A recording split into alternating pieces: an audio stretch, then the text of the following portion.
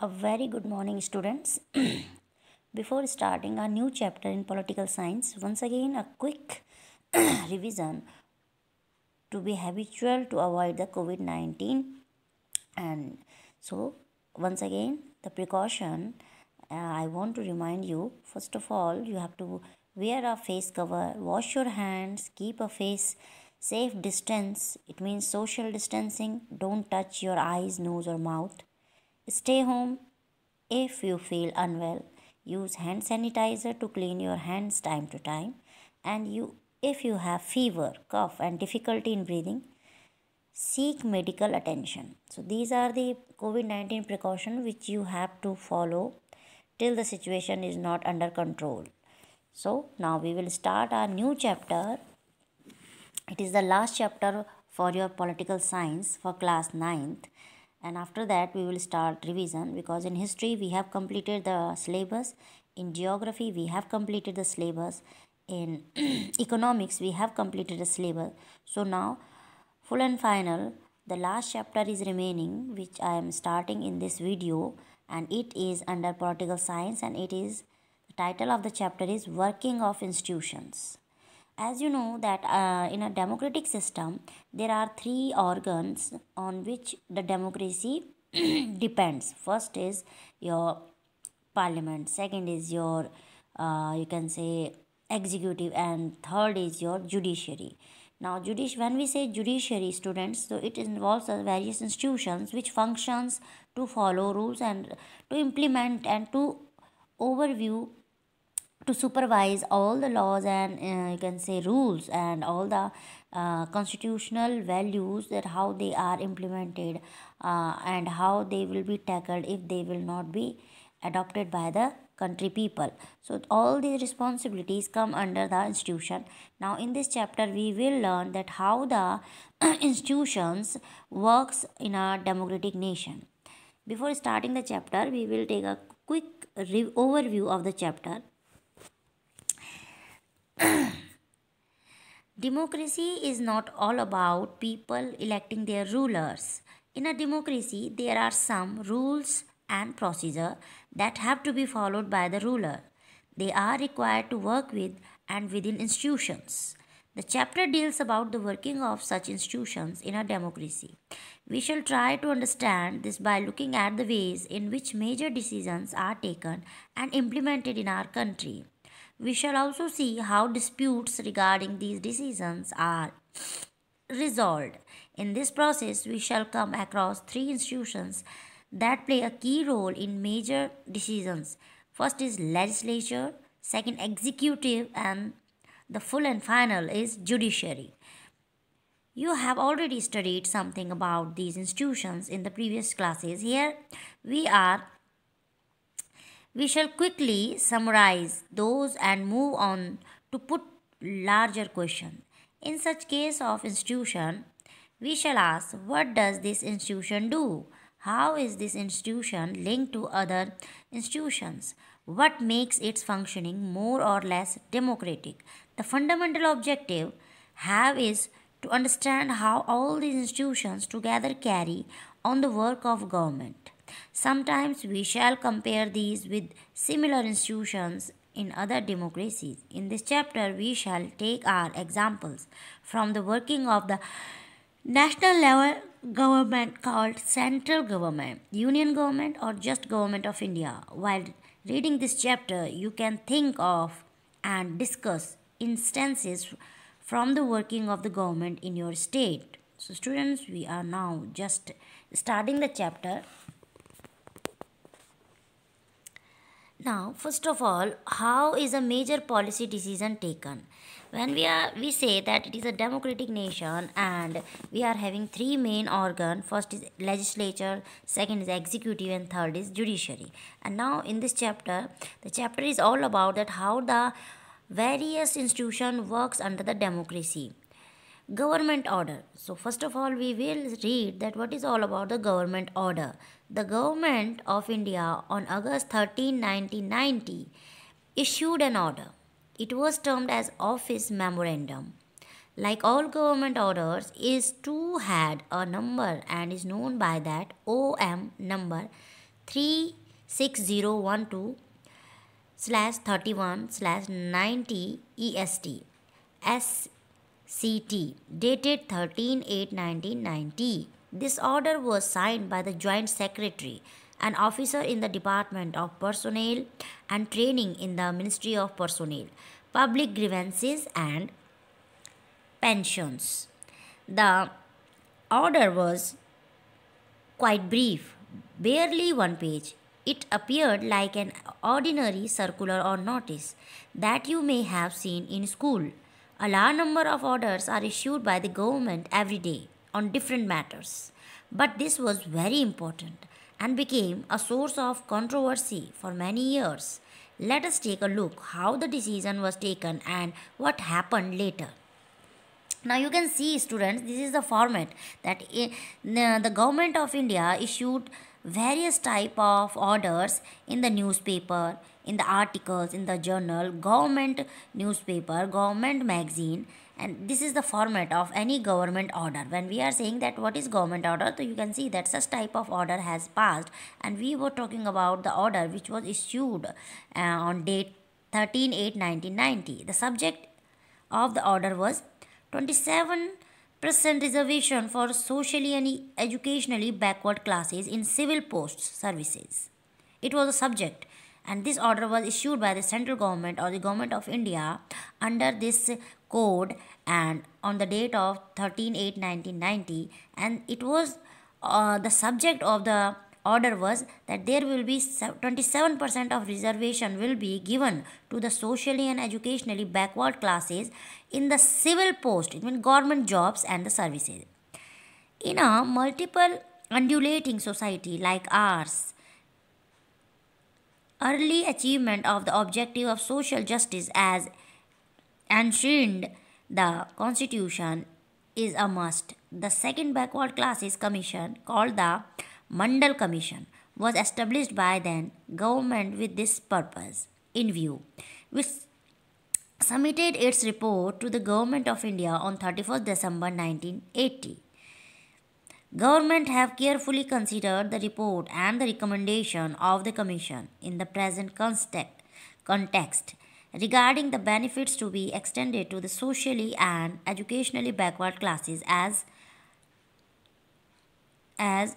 opened by the commission, and are the clear view that at the outset certain weightage has to be provided to such classes in the service of the union and their public undertakings. According orders are issued as follow.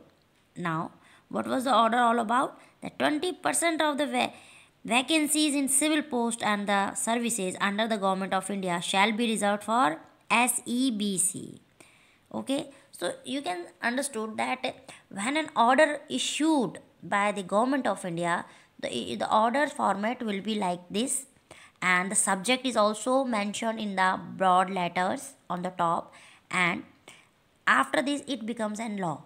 After passing the order, it has become a law, and even today 20% reservation is given to the backward and educationally backward people in all the government services. Now,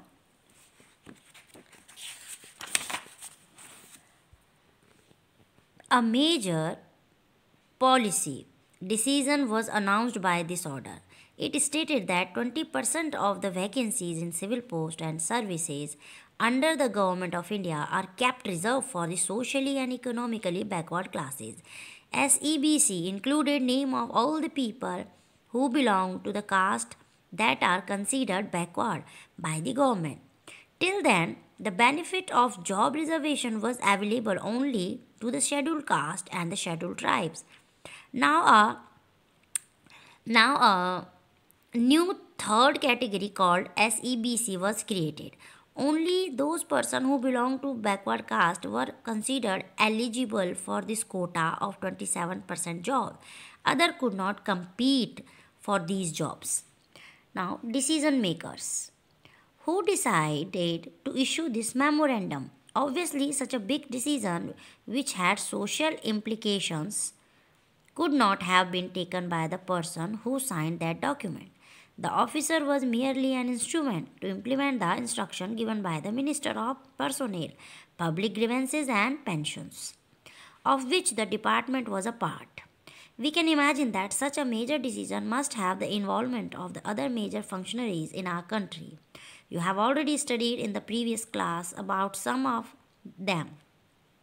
Some of the main points that you covered then were as follows. What were the another points which was involved in this memorandum? President is the head of the state and is the highest formal authority in the country. The government is headed by the prime minister. He or she actually exercise all the powers of the government. Now, most of the decisions in the cabinet meetings are taken by him or her. Parliament consists of two houses, Lok Sabha and Rajya Sabha. The support of a majority of Lok Sabha members is must for the prime minister. So, we all were all these people involved in this decision regarding the office memorandum? Let us find out. The office memorandum not created in a day or few days. In fact, it was the culmination of a long chain of events. In 1972, the Government of India had appointed the Second Backward Classes Commission. B.P. Mandal was the head of that commission. That is why it was popularly called Mandal Commission. It was even the task of determining the criteria of identify the socially and educationally backward classes in India, and was also asked to recommend steps to be taken for their advancement. The commission submitted its report in 1980 and made several recommendations. One of these recommendations was that 27% of government jobs be reserved for the socially and educationally backward classes. The parliament discussed the report and the recommendations. For many years, several parliamentarians and parties kept demanding the implementation of the Commission's recommendation. Then, then came the Lok Sabha elections in 1989. The Janata Dal in its election manifesto promised that if voted to power, it would implement the Mandal Commission report. The Janata Dal did form the government after this election. Its leader V.P. Singh became the Prime Minister. Several developments took place after that. The intention of the government to implement the recommendation of the Mandal Commission was announced by the President of India while addressing the Parliament. Then, the Union Cabinet on 6 August 1990 took a formal decision to implement the recommendations. Next day, Prime Minister V.P. Singh informed both the Houses of Parliament through a statement about this decision. The decision of the cabinet was communicated to the Department of Personnel and Training. The senior officers of the department drafted an order in line with the cabinet decision and then took the minister's approval. The order was signed by an officer on behalf of the union government. This was how OM number 36012 3190 was born on August 13, 1990. Now, after this recommendation, for the next few months, this was the most hotly debated issue in the country. Newspaper and magazines were flooded with the different views and opinions on this issue. The decision of the government led to the widespread protest and counter protest, some of which were violent. People reacted strongly and angrily because this decision affected thousands of job opportunities. Some believed that existence of inequalities among the people of different castes in India necessitated job reservations. They felt this would provide a fair opportunity to those communities whose representation in government employment so far had not been adequate. Others strongly believed that this was unfair as it would deny quality of opportunity to those who did not belong to the backward community. They would be denied jobs even though they could be more qualified. Some felt that this would severely promote caste feelings among the people and hamper national unity. In this chapter, we will not discuss whether the decision was good or bad or not. We have taken this example only to understand how major decisions are taken and implemented in the country.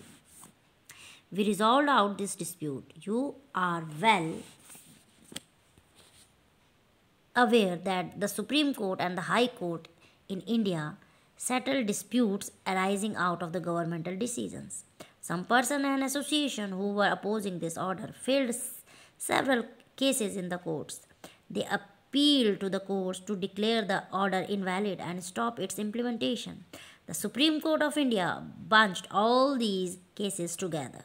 This case, known as the Indira Sahane and others versus Union of India case, became very famous. Arguments of both sides were heard by the 11 judges of the Supreme Court. By a majority, the Supreme Court judge in 1992 decided that this order of the government of India was valid. At the same time, the Supreme Court ordered the government to modify its original order. The decision stated that well-to-do persons among the backward classes must be excluded from getting the benefit of reservation. Accordingly, the Department of the Personnel and Training issued a fresh office memorandum on September 8, 1993. The dispute thus finally came to an end, and this policy has been followed since then. Now, need for political institution. What is the need for the political institution? We have just studied one example how the government work. A very large number of such activities are involved in governing a country. For instance, the government is bounded to ensure security of the citizen. It is also responsible for providing facilities for education and health to all. It collects taxes and spends the money thus raised on administration, defense, and developmental programs. It formulates and implements numerous welfare schemes, while some persons have to take decision on how to go about this activity. Others have to implement these decisions. If disputes erupt on these decisions or in their implementation, there must be someone to determine what is the right and what is wrong. It is very important that everyone should know who is responsible for doing what. It is also important that these activities keep taking place, should not be stopped even if the persons in the key positions change. So, to achieve all these tasks, a large numbers of arrangements are made in all modern democracies. Such arrangements are termed as institutions. A democracy works in a better way when these institutions perform their functions properly. The constitution of any country lays down fundamental rules on the powers and the functions of each institution. In the example mentioned above, we say many such institutions at work. All important policy decisions are taken by the institution of the Prime Minister and the Cabinet. Now, what is Parliament? What is the role of Parliament? We are talking about how the various functions, how the various institution functions in a democratic country. So, after reading so much, we come to know that Prime Minister and the President is having, and the Cabinet Minister plays a very significant role to pass any type of order to the country people. Now, second, how the Parliament works. Can you recall the role of Parliament in the example of the Office Memorandum? Perhaps not, since this decision was not taken by the Parliament. You might think that the Parliament had no role in it. But let us come back to the story and see whether Parliament did play any role in it or not. Now, try to recall the points made earlier by completing the following sentences. The report of the Mandal Commission was discussed. The President of India mentioned this in his. The Prime Minister made a. The civil servants who work together take the necessary steps to implement the decision of the government. Supreme Court is an institution where disputes between citizen and government are finally settled. Can you imagine some other institution in this example? What is their role? It is not necessary to work with institution. Institution involves rules and regulation. This can bind the hands of leader. Institution involve meetings, committees, and routines. This often results in delays and complications. Therefore, sometimes it may be frustrating while dealing with institutions. One might feel that it is much better to have one person take all decisions without any rules, procedure, and meeting. But that is against the spirit of democracy. Some of the delays and the complications introduced by institutions are very beneficial. They provide an opportunity for a large number of prominent people to be consulted in any decision. Institutions make it difficult to have good decisions taken very quickly, but they also make it equally difficult to rush through a bad decision. These are the reasons why democratic government insist on institutions. So student, this is all about that how that we need the institutions. And now how the parliament worked. The parliament did not take the decision directly, but the report on which the parliamentary decision took place influenced and shaped the decision of the government. They put pressure on the government to act on the recommendation. If the parliament was against this decision, the government could not have gone ahead with it. Can you imagine why? Recall what you studied about the parliament in the earlier class and try to guess what the parliament could have done if it did not approve of the cabinet decision. Now, why do we need a parliament? In all democracies, supreme political authority is exercised by an assembly or elected representative on behalf of the people. In our country, such a national assembly of elected representative is called parliament. At the state level, the state assembly of elected representative called legislature or legislative assembly. The name may differ in different countries, but in every democracy such an assembly exists. It exercises political authority on behalf of the people in numerous ways. First, in our country, parliament is the final authority for making laws. This task of lawmaking or legislation is extremely crucial, and so these assemblies are called legislature. Parliament throughout the world can make new laws, change or modify existing laws, or abolish existing laws and make new ones in their place. Parliament throughout the world have some control over those who run the government. In some countries, such as India, this control is direct and full. Those who run the government can take decisions only so long as they enjoy support of the parliament. It is the parliament that control all the money that government have. In most countries, the public money can be spent only when the parliament sanctions it. In all democracy, parliament is the highest forum of discussion and debate on public issues and national policy. Parliament can ask for any information about any matter. So this is the power and the need of the parliament in a democratic system. Now, two houses of parliament. As we know, there are two houses of parliament. One is Lok Sabha and other is Rajya Sabha. In most large democracy, the role and the power of the parliament are divided in two parts. They call the chambers or houses. One house is usually directly elected by the people. This house exercises the real power on behalf of the people. The second house is usually elected indirectly. This house performs some special functions. The most common work for the second house is to see the interest of different states, regions, or federal units. In our country, the parliament is divided into two houses. The two houses are known as the Council of States. It means Rajya Sabha, also known as the upper house, and the House of the People, Lok Sabha, also known as the lower house. The President of India is a part of the parliament, although she is not a member of either house. That is why all laws made in the houses came into force only after they received the assent of the President. You have studied about the Indian Parliament in earlier classes. In the chapter 4, you learned how Lok Sabha elections take place. Try to remember some key differences between the composition of two houses of Parliament. Answer the following question for the Lok Sabha and the Rajya Sabha. What is the total number of members? How members are elected? What is the length of the term in year? Can the house be dissolved or is it permanent? Can you say which of the two houses is more powerful? It might appear that the Rajya Sabha is more powerful because sometimes it is also called the upper chamber and the Lok Sabha as the lower chamber. But this does not mean that Rajya Sabha is more powerful than Lok Sabha. This is just an old style of speaking and not the language used in our constitution.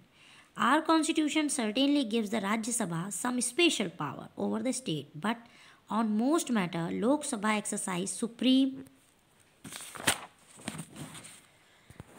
Supreme power. The following photographs explain how the Lok Sabha is more powerful than the Rajya Sabha. Any ordinary law required to be passed by both the houses, but if a difference between the two houses arises, the final decision is taken in a joint session in which members of the both houses sit together. The Lok Sabha has the larger number of members, so the opinion of the Lok Sabha is likely to prevail in such meetings. Second, in many matters of the Lok Sabha exercise more powers. Once the budget of the government or any other money related law is passed by the Lok Sabha, the same cannot be rejected by the Rajya Sabha. The Rajya Sabha can only delay it by 14 days or suggest changes in it. The Lok Sabha is not bound to accept these changes. Third, the most important function of the Lok Sabha is that it controls the Council of Ministers. Only a person who enjoys the support of the majority of the members in the Lok Sabha is appointed the Prime Minister. If the majority of the Lok Sabha members state that they have no confidence in the Council of Ministers, all ministers including the Prime Minister have to resign. This power is not wasted in the Rajya Sabha. Now, political executive. What is the role of political executive when we study the working of the institution in a democratic system? Can you recall the story of the office memorandum with which we began this chapter? We saw that the person who signed the document did not take this decision. He was only an instrument to execute the policy decision taken by someone else. We studied the role of the Prime Minister in taking that decision, but we also know that he alone could not have taken the decision. He did not have the support of the Lok Sabha. If he did not have the support of Lok Sabha, in that sense, he was only executing the wishes of the parliament. Thus, the various levels of any government, we seen functionaries who take day-to-day decision but do not exercise supreme power on behalf of the people. All such functionaries are collectively termed as the executive. They are called executive because they are in charge of the execution of the politics of the government. Thus, when it is talked about the government, it usually means the executive, political and the permanent executive. In a democratic country, there are two categories who make up the executive. One who is elected by the people for a specific period is termed as the political executive.